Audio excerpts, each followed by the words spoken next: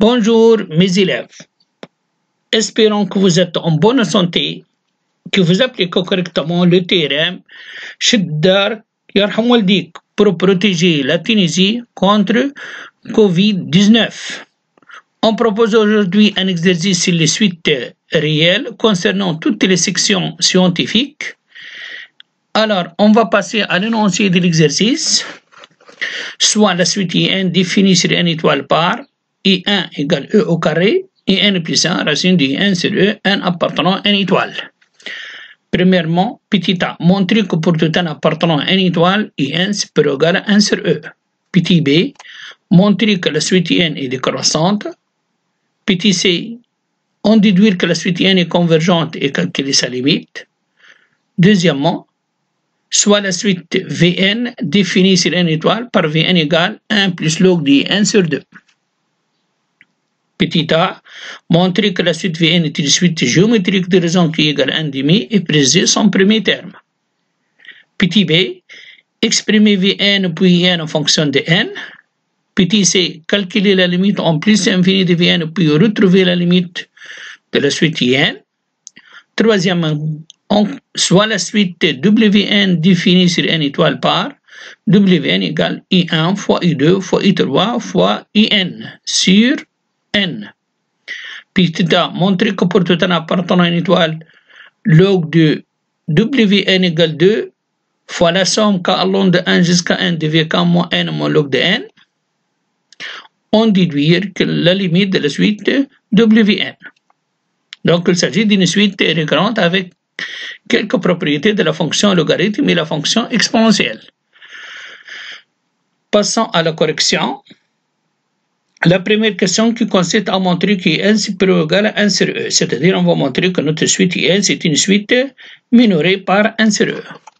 Alors, pour cela, première étape, c'est la vérification. Pour n égale à 1, on a I1 supérieur égale E au carré supérieur égal à 1 sur E. Donc, la propriété est vérifiée pour n égale à 1, soit P supérieur égal à 1, supposons que IP supérieur égal à 1 sur E, donc ça c'est la supposition. La démonstration montrant que IP plus 1 supérieur à 1 sur E. Bon, pour montrer que IP plus 1 supérieur à 1 sur E, on a plusieurs méthodes. Ou bien on calcule la différence, ou bien on utilise la méthode de construction. Pour notre exemple, IN plus 1 est égal à la racine de IP sur E, n'est pas compliqué comme écriture, donc on peut utiliser la méthode de construction. On a IP supérieur égal à 1 sur E. En divisant par 1 sur E qui est strictement positif, donc IP sur E supérieur ou égal à 1 sur E au carré. Passons à la racine puisque les deux quantités sont positives. Donc racine du IP sur E supérieur ou égal à 1 sur E. Et par suite, IP plus 1 supérieur ou égal à 1 sur E. D'où la propriété est vérifiée à l'ordre P plus 1. Donc on aura comme conclusion, pour tout n appartenant à n étoile, IN supérieur ou égal à 1 sur E, c'est-à-dire qu'on a montré que cette suite c'est une suite minorée par 1 sur E. Voilà, ça c'est petit a. Passons à petit b. Montrer que la suite est décroissante. Pour montrer qu'une suite est décroissante, on montre que IN plus 1 inférieur à IN. Ou bien on utilise la méthode de différence, ou bien on peut utiliser ici la méthode de construction. Comme on a dit, l'écriture du IN plus 1 n'est pas compliquée. On a IN supérieur ou égal à 1 sur E d'après petit a. Donc, multiplions par IN de deux côtés, puisque IN est strictement positif. Donc, IN au carré supérieur ou égal à IN sur E. Passons à la racine, puisque les deux quantités sont positives. Donc, racine du IN au carré supérieur ou égal à la racine de IN sur E. Donc, IN supérieur ou égal à IN plus 1. Et par la suite, notre suite, c'est une suite décroissante. Petit c. Petit c, on déduit que la suite est convergente et déterminer sa limite. Alors, on va appliquer le théorème des suites monotones, convergence des suites monotones. Notre suite IN est décroissante et minorée par 1 sur E. Alors, elle converge vers L,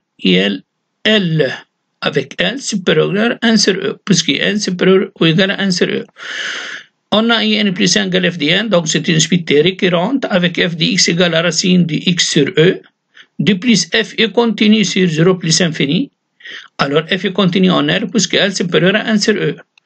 Donc, L égale f de L, signifie que L égale la racine de L sur e, et L est positif, supérieur à 1 sur e, donc passage au carré, L au carré égale L sur e, et L supérieur à 1 sur e, en mettant L en facteur, on aura L facteur de L moins 1 sur e égale à 0.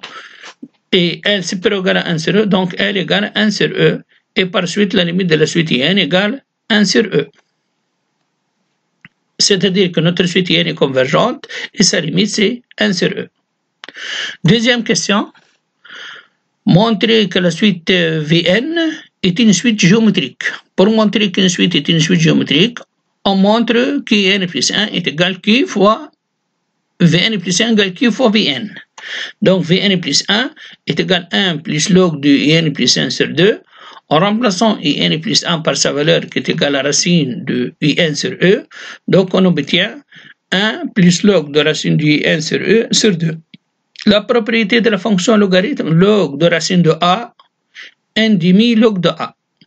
Donc, 1 plus n demi log de n sur e. En réduisant au même dénominateur, on obtient 2 plus log de n sur e. Log de a sur b est égal log de a moins log de b. Donc, log de e vaut 1. 2 moins 1 est égal à 1 plus log de n sur 4 qui est égal à n demi de vn. On a montré que la suite Vn plus 1 égale n demi fois Vn. Et par suite, notre suite Vn est une suite géométrique de raison q égale n demi. Et son premier terme V1 est égal à 1 plus log de 1 sur 2. En remplaçant I1 par e au carré, log de e au carré égale à 2. 2 plus 1 égale 3 sur 2. Petit b. On a Vn égale V1 fois q à la puissance n-1, terme général d'une suite géométrique. En remplaçant V1 par sa valeur et q par sa valeur, donc on aura Vn égale 3 demi fois n demi à la puissance n-1. On a Vn égale 1 plus log de n sur 2. En multipliant par 2, 2Vn égale 1 plus log de n. Donc log de n égale 2Vn moins 1, cette quantité. Donc, In égale exponentielle 2Vn moins 1. En remplaçant Vn par sa valeur, par cette quantité, on obtient In égale E exponentielle 3 facteurs 1 demi à la puissance n moins 1 moins 1. Petit c. La limite de la suite Vn est égale à 0 car sa raison est égale à 1 demi appartient à moins 1, formule du cours. On a In est égal à exponentielle 3 fois 1 demi à la puissance n moins 1 moins 1. La limite de 3 facteurs 1 demi à la puissance n moins 1 est égale à moins 1, puisque cette quantité, sa limite, c'est 0. Et on sait que la fonction exponentielle est continue en moins 1, donc la limite de n est égale à exponentielle de moins 1 égale 1 sur e. On a retrouvé le résultat, puisqu'on a trouvé tout à l'heure, qui est égal à 1 sur e. Donc, on a retrouvé de nouveau que la limite de n est égale à 1 sur e, deuxième méthode. Troisièmement, petit a, on a log de Wn, remplaçant Wn par sa valeur, est égal log de I1 fois I2 fois In, le tout sur n. On sait que log de a sur b égale log de a moins log de b. Donc, est égal log de I1 fois I2 fois In moins log de n, qui est égal à la somme. Log du produit est égal à la somme du lot. Donc, on aura la somme k allant de 1 jusqu'à n de log de ik moins log de n. En remplaçant log de ik par sa valeur est égal à la somme k allant de 1 jusqu'à n de 2vk moins 1. Donc, moins log de n, qui est égal 2 fois la somme k allant de 1 jusqu'à n de vk moins n moins log de n, puisque celle-ci, c'est une constante, nombre de termes fois cette constante égale à moins n. Petit b. On a log de Wn qu'on a démontré qui est égal 2 fois cette somme moins n moins log de n.